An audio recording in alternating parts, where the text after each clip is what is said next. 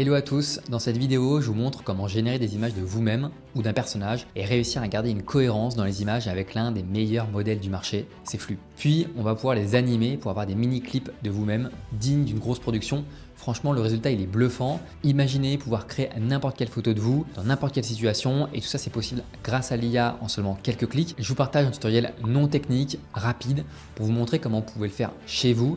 Vous n'avez besoin qu'une dizaine de photos et le process prend à peu près 30 minutes. On va voir ensemble comment entraîner le modèle, générer les images et même je vais vous donner des conseils pour optimiser les résultats. Dans une deuxième partie, l'idée c'est d'animer cette image pour créer des mini-clips ultra réalistes en quelques secondes. Alors pourquoi faire tout cela et pour quel usage business? Je vous partage tout ça en fin de vidéo avec des exemples concrets. Et pour terminer, il y a même une nouvelle fonctionnalité hyper intéressante qui élargit le champ des possibles. Comme d'habitude, tout le contenu sera accessible sur la communauté en description, un espace où on échange ensemble sur l'utilisation de l'IA, mais aussi vous retrouverez tous les contenus gratuits. Il y a plus d'une dizaine de contenus, sales, marketing, support sur l'IA en entreprise. Et je commence tout de suite à vous présenter le process. On commence tout de suite, et là je suis sur replicate.com qui est l'outil qu'on va utiliser pour vraiment entraîner notre modèle. En fait, c'est une solution qui permet d'utiliser des modèles open source et même de publier ses propres modèles sans à gérer l'infrastructure derrière.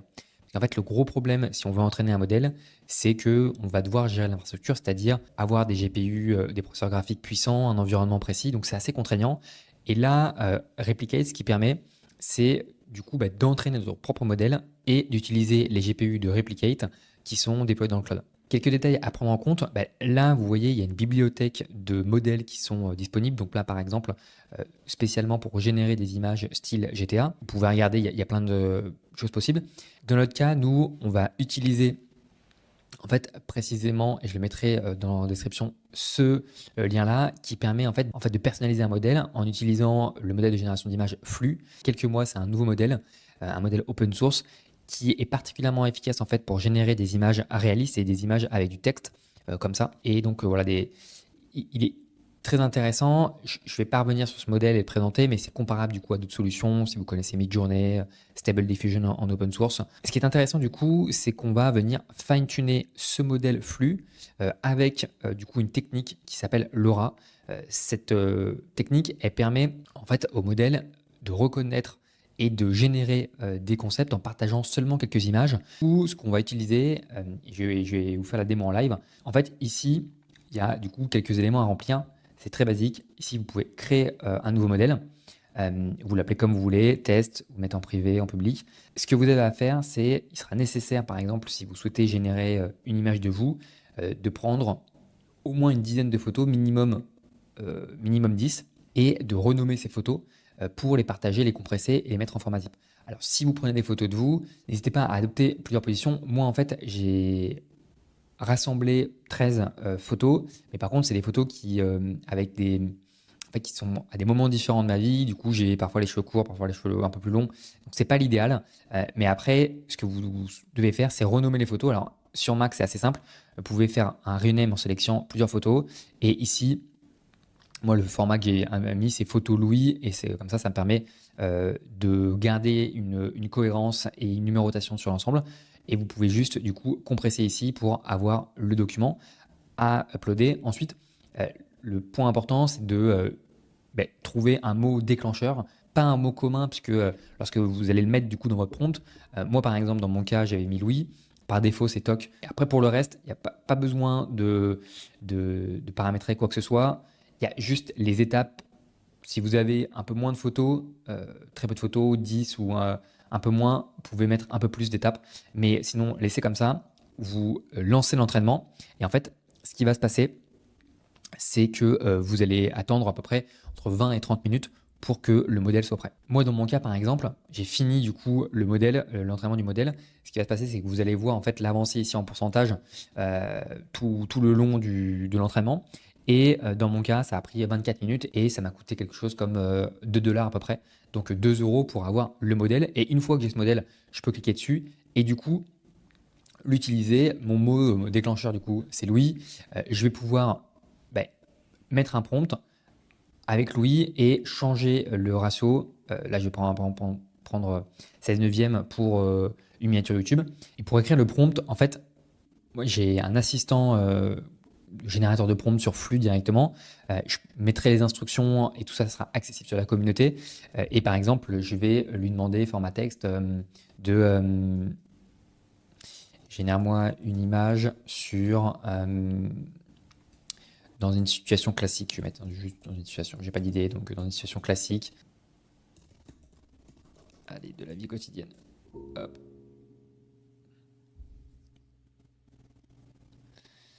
Ok, donc moi, il m'a généré le prompt. Il a commencé par personne. Je vais mettre du coup juste Louis pour vous montrer la démo. Je vais relire vite fait. Enlever quelques... Mais non, mais c'est très bien. Moi, ce que je fais en général, donc là, j'ai changé l'aspect. Le reste, je touche pas. Et ici, c'est un point assez important. La guidance, je vous montre juste après, pendant que ça va charger. Et je vais juste le mettre à 3. Et le nombre d'output, je vais mettre 3 images. Ça coûte à peu près 3 centimes par image et vous pouvez aller sur le dashboard et vous verrez le détail. Le point que je voulais vous parler sur les guidance, en fait, c'est ici. C'est pour vous montrer, en fait, quand vous changez la guidance, ça va en fait plus ou moins faire ce qu'on peut appeler un peu un effet plastique. Et parfois, quand on est à 7 et au-delà, on a vraiment l'aspect très... on voit que c'est en fait une image qui est générée par IA parce qu'elle a un peu cette forme artificielle, un peu plastique. Et donc, plus vous allez en dessous de 3,5, vers 3, 2,5, plus vous allez avoir un rendu qui est un peu plus naturel, avec un petit effet comme si c'était pris d'un mauvais appareil photo. Alors du coup, on va regarder le résultat. Là, ici, ce résultat, il est en tout cas assez loin de ce que je suis en réalité. Par contre, ce qui est bien, c'est que les détails quand même sur la main sont assez corrects. Elle a l'aspect de la fumée, etc. C'est pas mal. Là aussi, c'est pas correct. Là, c'est un peu plus proche. Même c'est quand même assez proche, en tout cas, je trouve. En tout cas, dans le respect des proportions, c'est pas mal. Et du coup, ça me permet de... Alors là, j'aurais pu mettre... En fait, j'ai pas mis... C'est aussi peut-être ça où il a eu du mal, parce qu'il a pris une personne qui était de profil. J'aurais pu mettre... juste rajouter ça pour que le visage regarde dans ma direction. Et on va voir les résultats après. Donc, on vient d'avoir les résultats et en fait, il n'a pas forcément respecté. Alors, est-ce que le prompt est un petit peu trop long et du coup donne trop de détails? Là, c'est mieux, ça a bien été respecté.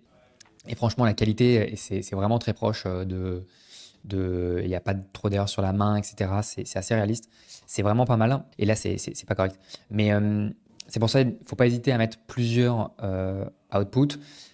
Après, une fois qu'il y a cette image, ce qui est intéressant, c'est de basculer sur des outils de génération vidéo. Donc, par exemple, en fait, il y a 3 outils qui existent. Il y a Kling AI, Dream Machine, Luma Labs, où à chaque fois, alors celui-ci, il est en ce moment en tout cas pas accessible avec des crédits gratuitement. Kling AI, c'est le cas, et il y a Runway avec Gen 3. Et donc là, par exemple, j'avais généré, j'ai une image que j'ai générée pour 10 secondes. Alors, c'est assez intéressant. Bon, il y a le visage qui n'est pas forcément très bien respecté, mais en même temps, de base, il n'était pas très précis. Mais en tout cas, c'est hyper prometteur et je vais vous parler maintenant des cas d'utilisation. Et ce prompt, il est vraiment pratique. En fait, c'est assez détaillé, les tâches qu'il doit faire, les étapes du processus. Faire d'abord une analyse de texte, ensuite identifier les éléments clés, structurer le prompt. Voilà, il y a pas mal d'éléments et c'est bien complet. Et donc, il y a des exemples même. Ici, par exemple, voilà, point de vigilance. Voilà, donc c'est assez complet. Je vous partagerai comme ça. Vous pouvez créer soit un GPT, soit aussi un assistant. L'avantage de l'assistant, c'est il peut être utilisé par API après à des fins d'automatisation. Donc, en termes de cas d'utilisation, en fait, forcément, sur la création de contenu, il y a par exemple cette startup, Joko, qui utilise alors l'outil qu'à un moment j'ai mentionné, Pimento, mais qui, en fait, c'est le même principe, c'est-à-dire qu'on va uploader des images et ça va générer et respecter un style. Donc là, par exemple, ici, c'est le logo Joko, ici en forme de serviette. Alors là, on voit un petit peu plus que c'est IA, mais il y a des moments où c'est assez difficile de voir. Donc, par exemple, cette image, qui est quand même vachement bien faite avec les logos ici Joko. Donc, ça, c'est des exemples sur la création de contenu sur des réseaux sociaux, mais aussi sur son site. Venir animer, donc là, venir animer avec des mini-vidéos sur son site pour que ce soit plus sympa. J'avais aussi pas mal parlé des avatars et la possibilité de créer un peu des influenceurs IA sur les réseaux. Il y a un outil qui s'appelle RenderNet, j'en ai parlé sur LinkedIn, mais il y a un outil qui s'appelle RenderNet, lui qui est très puissant pour gérer justement des avatars depuis une image. Donc générer d'autres positions, changer. Donc là, par exemple, on a un petit aperçu des features. Donc la pose, changer de vêtements, ajouter du réalisme. Là, on a par exemple une image qui est un petit peu, ça se voit qu'elle a un poil trop surfait, et là on a un petit effet de réalisme.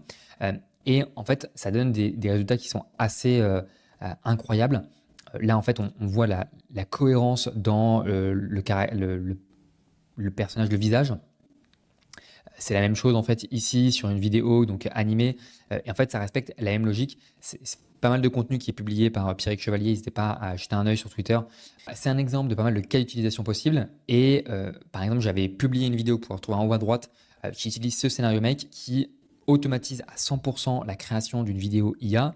En fait, on pourrait modifier des éléments, et notamment ici Leonardo, pour créer des illustrations qui respectent un personnage, un style, et aussi utiliser après en animation les outils dont je vous avais parlé, Kling AI ou ici Gen 3. Beaucoup d'utilisations possibles sur la création de contenu. C'est quand même hyper intéressant et ça ouvre des possibilités qui sont très larges côté marketing. Et enfin, la dernière information que je voulais vous partager, c'est que Gen 3 maintenant fait du vidéo feed to vidéo. Nous, on a fait d'une image à vidéo. Maintenant, je peux me filmer. Donc là, c'est ce qu'on voyait au début. Je me filme et ça va générer des vidéos dans le même style, dans la même pose. Donc franchement, c'est assez bluffant les évolutions qu'il y a sur la techno et les possibilités aussi des cas d'application dans son activité. Voilà, j'espère que vous avez apprécié la vidéo. Donc n'hésitez pas à mettre un like, un commentaire, à vous abonner. Ça m'aide beaucoup dans le développement de la chaîne. Merci encore d'avoir suivi cette vidéo jusqu'au bout et à une prochaine.